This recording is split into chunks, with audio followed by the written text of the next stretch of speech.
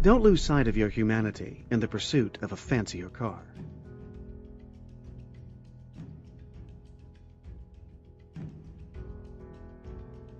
The hard conversations. Part of working well in any group is the ability to have hard conversations. It's easy to avoid having conversations that deeply go into your feelings and tough issues. Ironically, avoiding hard conversations usually makes things worse, not better. Properly conducted, hard conversations vastly improve matters and can totally change the atmosphere in a positive way. I have found this to be the case, both at work and at home. If one person takes the initiative, others usually follow. It's easy. All you have to do is say how you feel and what your concerns are, and make sure you aren't attacking the person. I still recall the feelings of excitement and positive group cohesion 30 years ago when, at a faculty meeting, the design division got up the nerve to tell our youngest faculty member that we wanted him to leave. It was clear he would never complete his PhD thesis if he continued working at Stanford as a lecturer. Everyone, including the person we were dismissing, spoke openly and from the heart. I have found over and over again that if one person speaks from the heart, others follow, and the group's feelings of community and commitment increase tremendously. On the other hand, if the discussions remain on a superficial and impersonal level, the feelings of frustration and alienation abound.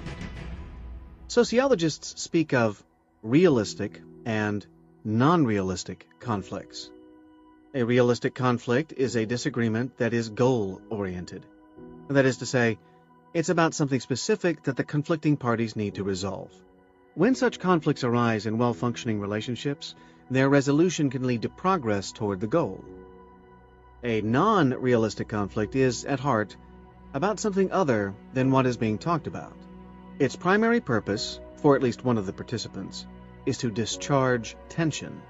It's not really about the goal of solving a problem. Such conflicts arise when there isn't real mutuality in the group. Instead, there is a pseudo-mutuality, wherein people pretend their relationship to the others is something that it isn't. They may be hiding a poor self-image or a sense of exclusion or jealousy. Whatever its root causes, they are suffering discomfort that builds up tensions. In provoking a non-realistic conflict, they are seeking a temporary discharge of their built-up tensions. Unless something is done about the root causes of the tension, such conflicts can only put a temporary band-aid on a bad situation. Good communication skills affect every area of your life. They can mean the difference between getting a job and not getting it, making an important connection with someone or not, and surviving public crises without too much damage to your reputation or becoming persona non grata. We elect presidents based more on their communication style than anything else. We value people who communicate openly and honestly, and we avoid people who don't pick up on social cues that we don't want to be cornered or kept on the phone for a half hour. The best communicator isn't necessarily the person who knows the fanciest words. It's the person who pays attention and makes others know that they've been heard. Group Habits. Chapter 7. Conversation while being driven in New York City by my friend Harold. Me. Harold, why don't you use your turn signals? Harold. I don't like strangers to know my business. Belonging to groups gives us an important way to express our humanity. Most of us are affiliated with many groups. In addition to family, we have groups of friends, professional, political, health, and school groups, and so on. The way you interact within those groups can change the way you feel about each situation, and can enrich or screw up your life. In this chapter, we'll talk about making productive changes in your teamwork, physical space, body language, and communication to make groups work better for you. Working in teams. In my teaching and administrative roles as the academic director of the D School, most of my day is filled with different group experiences. In the D School, all classes must be team-taught. The way we do team teaching is different from any other team-taught courses at Stanford. We expect that the entire teaching team be present at every class and always be ready to participate. Although there have been some remarkable exceptions, most other entities at Stanford treat team teaching as a relay race. Each person does his run, then hands off the baton to the next person, leaving the race. We feel that if every member of the teaching team is participating, the students get a richer experience. My colleague Jim Adams loves this kind of teaching. He tells me, "I like team teaching so we teachers can trash talk each other, thereby giving the students a better insight into professors as people and the nature of their world." Unfortunately, most of my colleagues are not at Jim's level of enlightenment regarding the virtues of trash talk. Still, it does benefit everyone to have different viewpoints in the same room. An iconic example of the benefits of team teaching occurred when I received a phone call from Bill on the evening of our first class session. He and I were part of the teaching team for the class Transformative Design. I was thrilled to be working with Bill because he was one of my closest friends, a world-class designer who had designed the first laptop computer, and one of the 3 people who had founded the design consultancy IDEO. The phone conversation went as follows. Bill: "I was wondering what you thought about our class this afternoon." Me: "I thought it was great. What did you think?" "Yes, I liked it." "Great. Do me a favor. Next time, give me your PowerPoint slides the evening before the class." "You already know what I'm going to say. Why do you need them?" "It's not the content. I want to fix your fonts." "Are you kidding?" "No." 2 evenings later, Bill and his wife Karen were at my house for dinner. I showed my PowerPoint slides to our wives. They are both designers and have great aesthetic sensibilities. They humored me by agreeing that my fonts were not bad. However, I knew Bill was right. I had sinned in multiple ways. He proceeded to point out the defects. Too many font styles, too many different font sizes, no consistency of style, and, worst of all, I had not used the official D-School font. As soon as he finished, Karen dubbed Bill the Font Nazi. We all had a good laugh. The next week I, of course, told the story to the class. That incident provided me with a mantra for the rest of the term, which was, "Fix up your fonts, or Bill will get on your case." It was all in good fun. A powerful lesson lies behind this incident, however. I was trained as an engineer. I am used to worrying primarily about the content. Bill was trained as a designer. Bad aesthetics made him viscerally upset.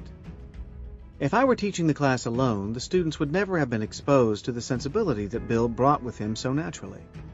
The sharing of sensibilities and different points of view enrich the educational experience for students and for teachers, and this occurs when we bring teachers from different backgrounds into the same classroom. Needless to say, Bill prepared all the future PowerPoint slides, handouts, and web postings for the class. Everything was elegantly done in the same style, using the official D-School font. I never fully recovered. Every time I look at fonts, I fondly remember Bill. I also curse him for all the extra time and effort I now put in, struggling to get my presentations close to his minimal level of acceptance. Student teams. We also require teamwork from the students. Most of our courses are based on project work from interdisciplinary student teams. We generally don't impose any structure on the ways student teams organize themselves. Again, this is different from the mainstream. Many other academic units dictate team structure and assign different responsibilities to the students within the team. Much of the faculty mentality that team members should be assigned specific roles seems to me to be analogous to what happened to me in the 3rd grade when the teacher assigned a structure, thinking it would train us for the real world. In fact, it had the effect of deadening initiative, discouraging us from learning the skills we needed to be responsible and flexible enough to find the appropriate structure for each specific situation. Sharing a project requires a set of skills that are different from those used when working alone. Everything discussed in the Conversations section of Chapter 6 is applicable to teamwork. In addition, there is the added dynamic of multiple players. Generally, the students are organized into groups of about 4, so it's possible for there to be various splits in the way students handle conflict. We sometimes get 3 against 1, or 1 against 3. We sometimes get 2 pairs, and sometimes 1 pair and 2 singles, or, in the worst case, 4 singles. Remarkably, most teams work out well, and conflicts usually get resolved in productive ways.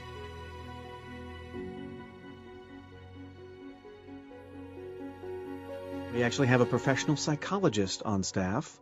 We call him the D-Shrink. And he promotes the idea that open communication leads to much better team performance. There are various theories on how to compose teams to match different personality and skill types.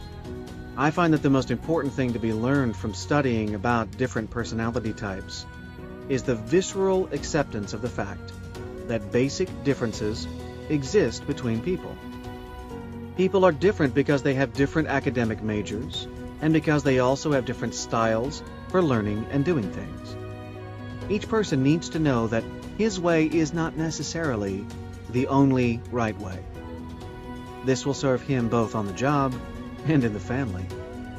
You know by now how much I like jokes, right? Well, during a court case, after listening to the plaintiff, the judge says, "You're right."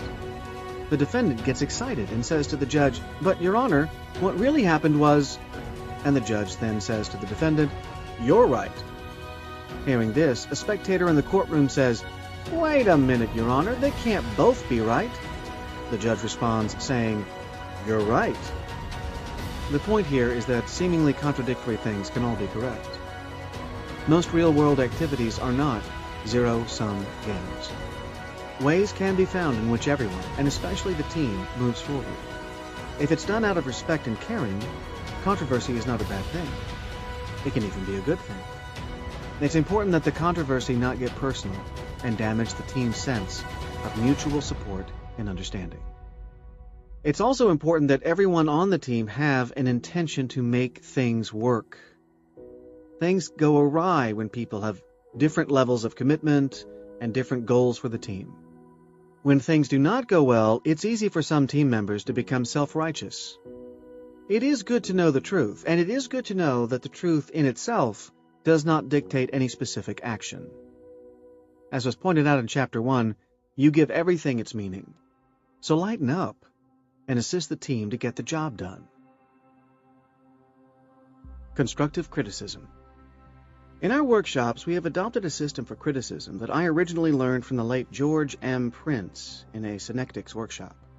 The idea is to give criticism in a supportive way that promotes positive evolution of the student's work by saying 2 "I like" statements followed by 1 "I wish" statements. For example, I might say, "I like the way you took into account concerns about safety, and I like the way it looks." Then after a short pause, I would continue, "I wish we could find a way to make it smaller." The first thing to notice about this feedback is that there is no "but" between the "I like" and the "I wish." They are separated by only a short pause, nothing else. The second thing to notice is that "I wish" is said in a way that encourages further refinement in a positive way. It enlists everyone who hears the comment, including the commentator, to work on figuring out a solution. The way not to say it would be, "It will not work, you made it too big." This is a blocking kind of statement, whereas the "I wish" version says, "Yes, and." This system for criticism of student work was used for many years in our product design program. Now it has become a fixture in the D-School, where it is used for feedback to and from students. This type of evaluation is, in theory, done after each class session by the teaching team and by any students who wish to participate. In addition, sessions involving the entire class and teaching team are done during class every few weeks. Based on this, changes are made both to subsequent classes and future course offerings. The current version of the "I like, I wish" system does not limit the order or number of these statements. Sometimes a group does all the "I likes" first, followed by all the "I wishes." A modified version has been introduced by people who don't follow the original idea behind the "I wish." They use the "I wish" simply to state something they would like to change, without suggesting a direction for improvement. Then they add a third set of items given in the form of "what if." These serve the function of the problem-solving aspect of the original use of "I wish." Under this newer version, we might get feedback such as, "I liked meeting as a group," or "I wish we spent more time in our group." And then, "What if we met after class?" Personally, I am more comfortable with the original "I like, I wish" version when it comes to criticizing students' work. The "I wish" version works well when it's used to suggest areas for improvement, and has a positive pull similar to the question, "How might we?" Both "I wish there was a way to accomplish blank" and "How might we accomplish blank" are good ways to get people to move forward in a proactive problem-solving frame of mind. Regardless of the version used, this feedback mechanism is effective. It's invaluable in the D-School's quest for continual improvement in teaching. The students and teaching team like it, and it adds a feeling of community to the class. The same tool can be profitably used for constructive criticism in many situations. It is certainly not limited to student work or to academia. It can be usefully applied to both your personal and your professional lives. We once had a senior member of the teaching team who had never before taught at the D-School and was used to the formal European academic tradition. At the end of the first class session, one of the Stanford professors explained to him that it was our custom to gather for an "I like, I wish" feedback session, and he agreed to join. However, when he realized that the session would also include students, he was taken aback. The idea of students telling him what they did not like seemed audacious to him. Still, he was a good sport and toughed it out.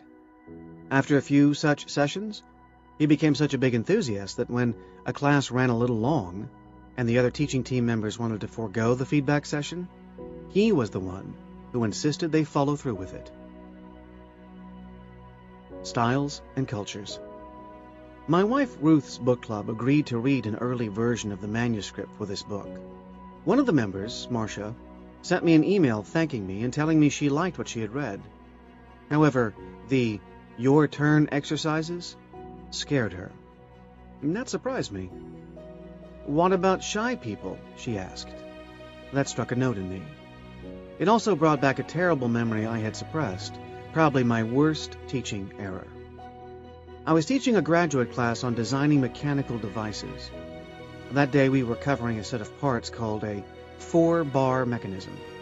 I had assigned students to find mechanical devices in their environments and to take turns in front of the class presenting an analysis relating what they found to what we were studying. The presentations went along well until one student did a presentation without regard to the vocabulary we had been using in class. I pointed at her projected diagram, showing a 4-bar mechanism operating the tail flap on an airplane, and asked her what that was called. She did not answer.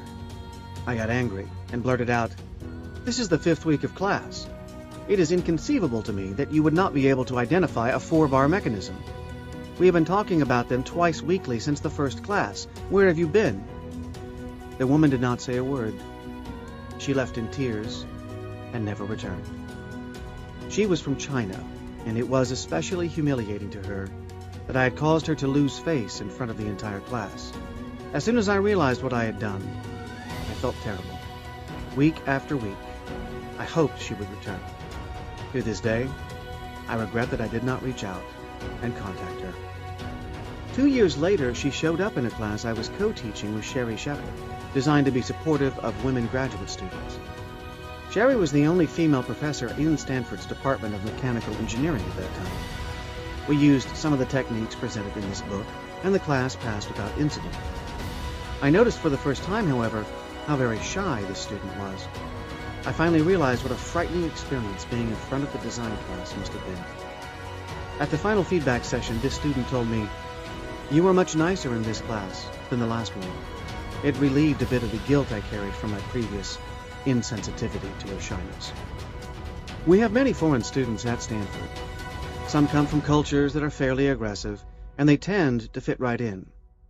Many others come from cultures where students are taught to be passive receivers of knowledge and to consider faculty as unapproachable, almost as deities. For such students, and for naturally shy American students, the Silicon Valley culture can be especially trying. Behaviors such as self-promotion, group work, approaching strangers, seeking assistance, meeting with an instructor during office hours, and speaking up in class can be difficult for them. Nowadays, with people working, studying, and living in countries that were foreign to their forebears, analogous cultural difficulties exist in many parts of the world. This situation is especially worthy of attention when you have people from another culture who were born in your country or who speak your language. You must not assume that just because someone speaks your language well, she is comfortable with your culture. In interacting with others, it is important to look for the outliers and take into account their discomfort with what may seem very natural to you. Outliers can occur at both ends of the spectrum. I had a PhD student from Shanghai who was most unusual. In those days, before the economic upswing, most students from the People's Republic of China were supported by their government and lived frugally, worked diligently, and used bicycles or walked. They saved what money they could get to buy things to take back home. This young man did not fit the mold. He bought a car during his first few months. Then he started not showing up for our weekly meetings. When he did appear, I was not impressed by his output. I gave this student several minor reprimands, yet his behavior remained spotty.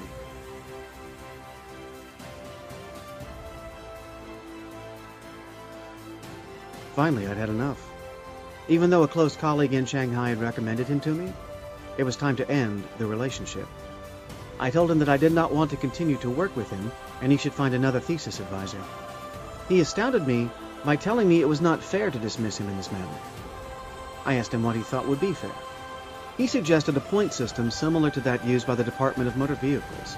Each offense has a specific number of points associated with it, and you lose your license only if your total exceeds a certain number of points.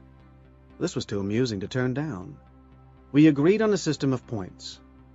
Amazingly, he shaped up immediately after our agreement and never got close to having his license suspended. He finished in a reasonable time with a good thesis. After graduation, he found a job on the East Coast, got married, had a child, and never went home to China. On the other end of this spectrum, I find that when I go abroad, I am often the outlier. It takes a little courage to introduce a bit of interactive California teaching style. Once I was with a classroom of students in a regional college near Mumbai. After I worked hard to break the ice for about 40 minutes, I got the students to open up and we had a nice interaction going. The director walked in and, after a few minutes of observation, decided he would help me. He loudly announced, "I request you do not interrupt the professor until after the lecture." If looks could kill. In any group setting, it's important to realize that not everyone thinks like you do, whether because of cultural differences or just differences in style. Aim to understand each other's communication preferences and learn from each other. When was the last time you... I have often had the experience that after students miss a class, they come to me for the lecture notes. My style is to lecture extemporaneously, so I don't really have a set of lecture notes to give the student. Instead, I've proposed what seems to me to be a perfectly reasonable alternative. I suggest that the students copy a classmate's notes, go over them, and then come to me to discuss anything they feel unclear about. Often it turns out that the students don't know anyone else in the class, and they're not sure who to ask about borrowing notes. It's as though students in the same class are ships in the night, passing each other with just enough recognition to avoid collision. My urge to assist students in breaking through this veil of anonymity was one of the factors that led me to create courses in which students interact with each other. In this context, I devised an exercise that has been very effective in getting people to connect. This connection helps to break through the ships in the night phenomenon of people being in the same environment and not connecting. Airplane travel has evolved into a classic example of people spending hours together, including sleeping next to one another, without communicating. An effective group icebreaker is to divide the class into pairs in which each tells the other what type of person she is. This provides good experience in both talking and listening. The students then are asked to relate what they heard about their partner to a different group of partners. This is a good way for us to discover how poorly we listen and how little we remember. After the first introductions, a great way to connect with a large group is to form circles of 6 to 8 people and have them each take turns completing the same sentence. The sentences I use always begin with, "The last time I..." After everyone has completed his response to a given sentence, I introduce the next sentence to the group. This time a different person goes first, and when this round is completed, a new person begins the next sentence. I use a different human experience for each round. They thus end up completing sentences such as, the last time I laughed was, the last time I cried was, the last time I had trouble sleeping was, the last time I did a good deed was, the last time I got angry was, the last time I did something brilliant was, the last time I did something stupid was, the last time I had a mystical experience was, the last time I stole something was, the last time I lied was, the last time I thought about suicide was, and finally, the last time I felt love was. I have found this technique also works well with groups in settings outside the university. This is a very effective exercise on several levels. It gets people to find out a little bit about each other and to start to form connections with others in the group. It's also a way for people to see that we all share a common basis of experience. We all laugh, cry, lose sleep at night, and do things we are proud of, things we are not proud of, things we regret, and things we are ashamed of. That is all part of the human experience. We often hide parts of ourselves because we feel others would not understand or would disapprove. We are sure they don't do similar things. My experience is that students from all over the world have had similar emotional experiences. After all, we are all human. It goes a long way toward establishing trust when students tell their stories to each other. I arrange the room so that I don't hear the stories that go with the responses. I do this to emphasize that this is a student-to-student sharing experience. It always turns out that the more you reveal about yourself, the more people like you. It's ironic that we hide aspects of ourselves because we fear rejection. It's the hiding, not the revealing, that leads to rejection. Your turn. Apply these same ideas in a private conversation. Next time you're having a leisurely conversation, tell your acquaintance what type of person you think you are, and then ask her to tell you about herself. Then go on to share the last time you could not sleep all night, and ask your partner when that happened to her. From there, start trading stories about the last time you had a good laugh, the last time you made a bad mistake, and so on. At the end, notice how your relationship with the other person has been altered by the details you shared. The name game. Some people identify strongly with their names, others hate their names, and many others are more or less neutral in their feelings. I have asked students to rate their feelings about their names on a scale from 1 to 10. I've gotten ratings all along the scale. I used to do a class exercise in which I asked the students to shut their eyes and think about the name that best describes who they are. Or if they feel they already have the correct name, to pick another one that just feels good. Then I asked them to mill around and interact with each other, staying in the persona that their new name implies to them. This is an interesting way to briefly try out changing your skin.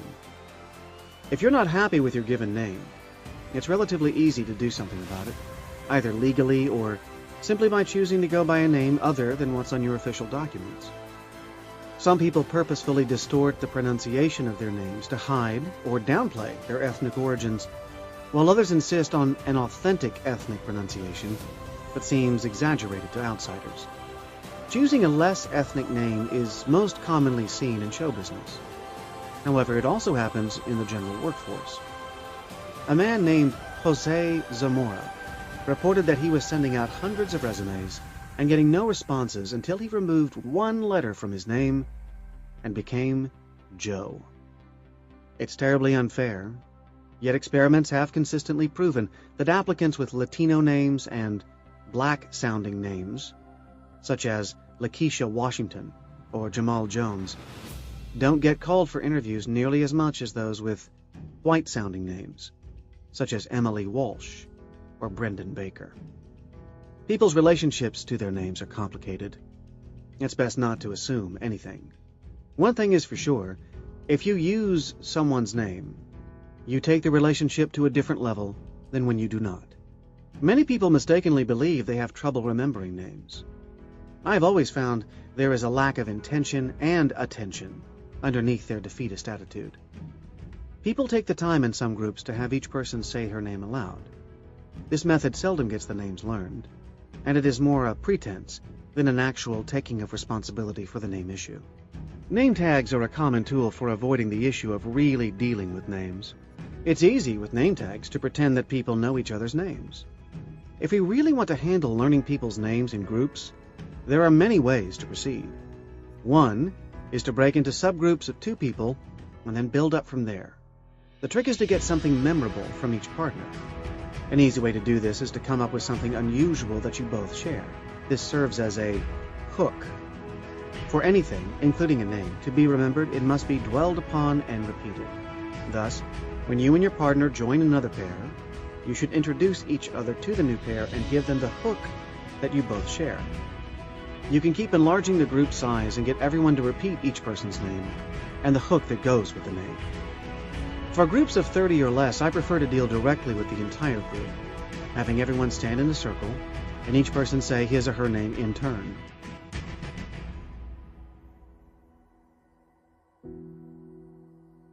In the low-stress version, the students repeat in unison the name they just heard.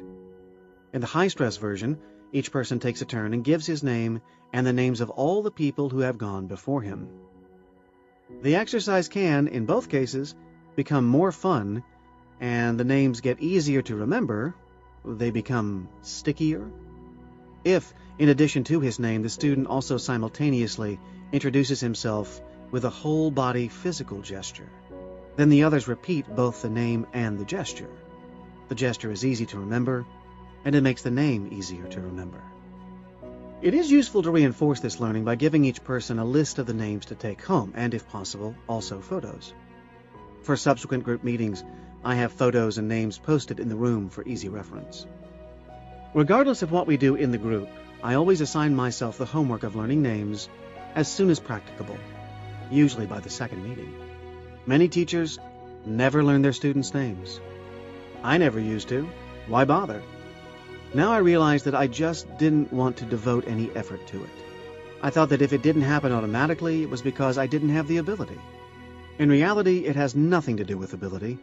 It is a classic case of not giving the required attention to carrying out the intention. This is a sure way to develop a non-achievement habit.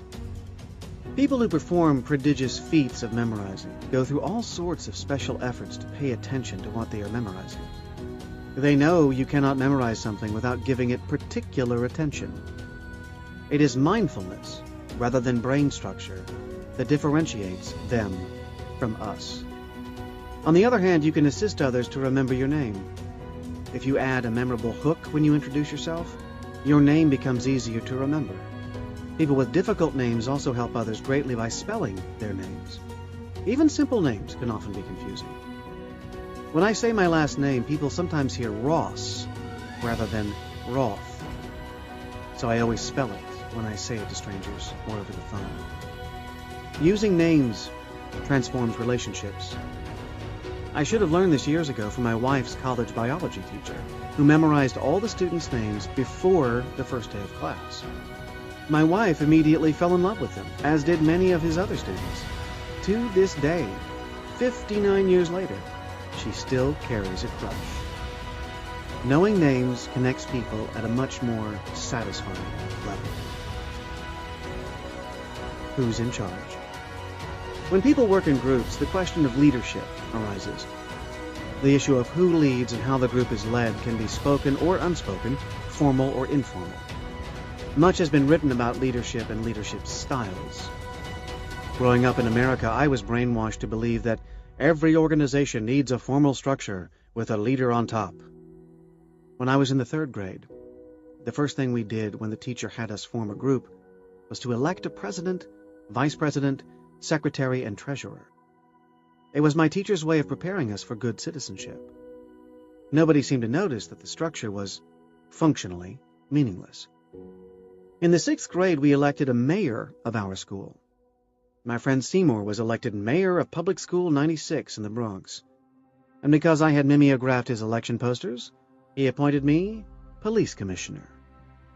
I guess it was good training for the real world, because I do remember using my high office to cover up my crimes such as tardiness and truancy. In retrospect, these two experiences did more to brainwash me into believing we all need to work in a hierarchy than they did to make me into a contributing, self-actualized citizen. My experience at Stanford, regarding leadership, working with groups of colleagues and with groups of students, has been remarkable and somewhat atypical. Originally, I was a member of the Mechanical Engineering Department, which had about 25 faculty members grouped into 3 divisions. I was a member of the Design Division. The chairman chose a director for each of the 3 divisions. This was an efficient arrangement because he only had to deal with 3 professors instead of all 25. Most of the faculty members were content because someone else was doing their division's administrative work, and they could devote their time to their own research and teaching. However, I started to notice defects in the organizational structure as my career developed. The chairman could easily influence the division director's behavior because he had a lot of control over the assets he allocated to them. If they were young, he also had a lot of control over their future careers. When tough issues came up, I felt that division directors were at times in a position where their own personal interests opposed those of the individuals they were representing. Furthermore, the directors were often not capable of truly representing the other members of their division. In the design division, the situation came to a head when the director at that time took a leave, and he and the department chairman, without consulting the faculty in the division, attempted to install an unsuitable replacement. It was the mid-1970s, and people were reconsidering many things within the social order. It was a time of student unrest, social protest, and the questioning of traditional societal structures and values. At that time, the design division had 8 faculty members, and we unanimously decided to restructure our group to operate as a flat organization without a director. The department chairman raised many objections to our new structure. In rebutting the objections, I came to fully realize what a potentially powerful new form we had created. We had a good idea. That structure has been thriving for 40 years, and the design division is now much more successful than it ever was. Our new structure hinged on an hour-long weekly meeting, open to all design division faculty and staff. The meeting had no chairperson. We simply went around the table, taking turns bringing up any issues that required the division's decision, reporting on past happenings, and announcing future events. We operated by consensus and negotiation, almost never voting on anything. There was almost no acrimony, and people treated each other with respect, collegiality, and a spirit of shared purpose and commitment. We'd rarely had meetings with each other before this reorganization. Nobody but the director knew what was going on, and people took little or no responsibility for the commons. Under the new system, there was a major transformation, and it was very exciting. We were all in charge, and we all wanted to make it work. When we started, the department chairman's main objections were based on the idea that there would not be one director to represent the division's interests to the chair, and that we would be unmanageable. It turned out to be just the opposite. We now had the most powerful form of organization in the department because we were a large group of people with one voice. It was impossible for the chairman or the dean to buy one person off. There were now 8 faculty members behind each issue. If one of us had trouble getting promoted, a salary issue, or anything else that required support, we could send 8 people, or any subset, to meet with the chairman or the dean. It was a powerful new model that allowed for the traditional single director structure as one of its forms. If needed, we could appoint someone director for a day. We actually never did that. We chose to divide up the jobs and rotate among them in order to be efficient and to make it easy for others to deal with us. One of us was responsible for the finances. Another handled course scheduling. Another represented us at the chairman's weekly meeting with the other division's directors. Yet another person dealt with staff issues, and the dreariest position of all went to the person who dealt with office and classroom space. To compensate, we decided to let him have the exalted title of Space Czar. All these jobs were regularly rotated, and new positions were created on an as-needed basis. We all had an equal voice. Those who cared most about an issue took on the leadership to get it handled. If nobody cared, We didn't do much about that issue until someone wanted it resolved. The new system went a long way toward creating a unique and strong culture. Interestingly, whenever we acquired new faculty, by virtue of expansion or to replace people who retired or left for other reasons, they quickly adapted to become fully contributing members to this unique group. We have made some slight modifications to our meetings over the years. We now have a student representative at each meeting, and the non-teaching staff attend every other meeting. We have also added a second hour to allow for philosophical discussions. I have developed a lot of respect for the power of flat organizations by virtue of my 40 years of experience in the high-functioning design division. Furthermore, it has led me to believe that the role of many high executives is overrated. Executives tend to get credit for anything that happens on their watch. It often means they get credit they do not deserve, and the hierarchical organizational system seems more effective than it really is. I remember the resume of a design division director who left for a more exalted administrative position at another university. The section listing his administrative achievements showed that, during his directorship, the design division budget had tripled. He neglected to mention that the entire increase was due to research grants the faculty had obtained, and that he had had absolutely no part in either raising or spending the money. I don't fault him. I would have done the same thing. I also notice how having one person at the head of a group causes bottlenecks. If it's a hierarchical system, leaders need to be available, or things have to wait for them. If the leader is wrong, then the entire enterprise can be brought to ruin. There is a long-standing argument for the idea that one person needs to be in charge. It goes way back to Adam Smith's writings in his book, The Wealth of Nations. Even Friedrich Engels agreed with Smith that a ship needs one captain. I certainly am not an expert on ships, and I hate to disagree with the luminaries of both capitalism and communism. However, this is at variance with my experience. The flat, participatory model we developed worked very well and completely suited my personality. I feel blessed to have worked under it for the main part of my career at Stanford. I can assure you that the model we developed worked better than the conventional alternatives that abound at Stanford. I strongly encourage listeners in academia, industry, and other fields to experiment and find an appropriate model for your own situations. If you can break the thrall of the conventional wisdom, you might find a management structure that strongly supports what you want to accomplish.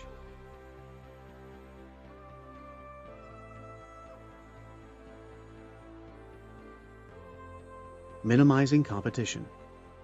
You may not have a choice in how a group is led. Whenever there is a hierarchy of positions and pay scales, it's likely that you'll also encounter some people who will step on each other as they attempt to climb the ladder. You'll know them as the office gossips, the backstabbers, the users, the phonies. I encourage you to steer clear of this entire culture. I can't tell you that people like that don't wind up in high positions. They do, and too often. It's important to ask yourself what kind of satisfaction you'll derive from being that kind of person, even if it does mean you get the title you want. Don't lose sight of your humanity in the pursuit of a fancier car. Many businesses and academic organizations use competition as a means of encouraging people to do their best. They literally have contests, sales contests, design contests, etc., pitting people against each other. Although our culture is habituated to winner-take-all athletics and other zero-sum games, I'm not a fan of this. While it can have a strong upside for the winner, it has a strong downside for everyone else. It can lower morale, foster jealousy, and hurt relationships. It's important to learn to be motivated to do your personal best, regardless of what happens around you. I have found that contests bring out the worst in students, whereas learning to cooperate and share brings out the best. If students are exposed to a learning environment where there is a strong mutually supportive teaching team as role models, and if they are given enough autonomy, they generate their own sense of excitement and commitment without the defeat and discouragement that is an inherent part of the contest mode. It is generally believed that contests are good motivators. I agree that they are. However, they are not the only motivators. We regularly get extremely high student motivation for, and draw large crowds of spectators to, project presentations that are the result of cooperation rather than competition. The positive motivational effects are just as good, without the destructive downside of contests. Look for ways to be inclusive rather than competitive, for ways to help the whole team win rather than just one individual. As much as possible, it behooves you to erase the idea of competition in the workplace from your mind. Competition leads to backstabbing, gossip, and generally negative feelings, even if you succeed at what you set out to accomplish. Maybe you'll get the raise, however you'll also lose friendships, and may ever after feel that you have to watch your back. Power dynamics often lead to this competition. When there are multiple levels or layers in an organization, you may have a boss and a boss's boss, and so on. Maybe a coworker has more clout than you do, or is making more money. This is all meaningless. In life, real life, none of that matters. You have to be satisfied only with yourself, not worried about what the Joneses are up to. One great way that we get rid of power struggles is by going for walks together. See, if I have a meeting with a colleague in my office, then I'm the one with power, and vice versa if the meeting is in her office. Instead, we walk. The hierarchy is gone. Whenever you can, eliminate situations in which one person is sitting behind a desk. The desk creates distance and a power imbalance that can make the other person feel self-conscious and less than. Meet on neutral ground as equals. Rethinking a private office. In the engineering school at Stanford, every professor has a closed-off room known as his private office. I had the standard relationship with my private office for 43 years, and I was happy with the situation. My office housed my vast collection of books, theses, and off-prints of technical papers. It also housed all my paper files and was decorated with framed pictures of a long-ago trip to Chiapas, Mexico. In addition, there was a collection of mechanical models that I used in my lectures to amuse visitors and to remind me of some past experience. Then, I got involved in the D School, and my relationship to my office changed. There are no private offices at the D School, just open bullpen arrangements. It was like the space I shared with other lecturers at the City College of New York when I had my first teaching job, and the space I shared with other PhD students at Columbia University. It's hardly the prestigious office that a chaired senior full professor expects. Yet, I found that I spent more and more time in the D School staff space and less in my private office. This arrangement went on for over 4 years. Then, 2 major events occurred in my life. After 4 moves, the D School finally landed in its permanent home, and the building that held my private mechanical engineering design group office was condemned. A new, smaller private office was assigned to me in a separate wing of the same building that now houses the D School. I donated my collection of books and research documents to a special library at the University of California, Davis, and moved the rest of my possessions into my new private office. I hardly ever go there. Instead, I lend it to individuals with critical space needs. I spend all my time at the D School. At the D School, there are now not even partitions between people's spaces. A staff of more than 20 shares one common, unobstructed space, outfitted with a few desks, many shelf-like desktops, portable files, and desktop computers. There is no hierarchy that determines who sits where, and there is periodic spontaneous shifting of home bases. When we first moved into the permanent D School space, we had just hired a woman named Kim to be our chief financial person. Previously, she had worked for many years in the dean's office, and she was very familiar with the Stanford finance system. After 2 weeks, she told me that she was finding it difficult to do her work in the open D School space. I immediately responded that I could solve her problem. We purchased a new desktop computer for her and set her up in my private office. I gave her my office key and assured her she would be the only person using that office. After about 10 days, I noticed Kim was back at her original computer station in the open space community office. She never went back to the private office. Once she had experienced the feelings of camaraderie, she could not go back to the old seclusion of the private office. It was too isolating for her. I knew just how she felt. We eventually moved the computer out of the private office and into our common space. I wonder if the computer also felt a sense of relief. Before we moved to the open floor plan, I had been in private offices my entire professional life. I now realize how much better equipped the D-School is for individual and group relations. It also does wonders for information flow and communications. When I come into work, it feels very much like coming home to my family. But we do, of course, all have times when we need to think or work without interruptions. When that happens, there's a simple signal. We put on headphones, and then everyone knows not to bother us. We can also remove ourselves from that space and go into one of the private rooms if we need quiet. If you have any input into your workspace, try opening it up to a more non-hierarchical setup. Give yourself some time to get used to it, and then see if you work better in a collaborative environment.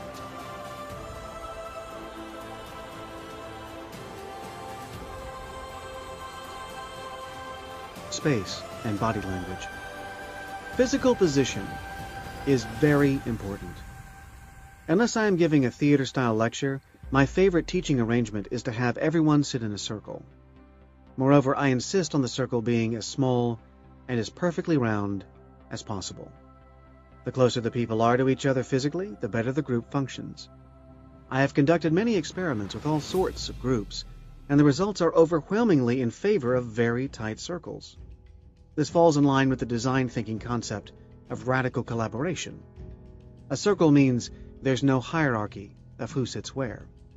There are no good seats, bad seats, or preconceived notions about the types of people who sit in front, who we would call the brown-nosers, or back, who we'd call the class clowns and slackers. It means that we're all looking at each other, encouraging eye contact and connections among people. Changing the circle's diameter changes the feeling in the group in a very palpable way. If we want everyone to participate, then no one can be left out physically. Everyone needs to be on the same level. If someone sits back a little from the circumference, she is left out emotionally as well as physically. And those too far inside exclude others by blocking their view of fellow participants. If you find yourself on the periphery of a group and notice that you feel left out, try moving to a more central location.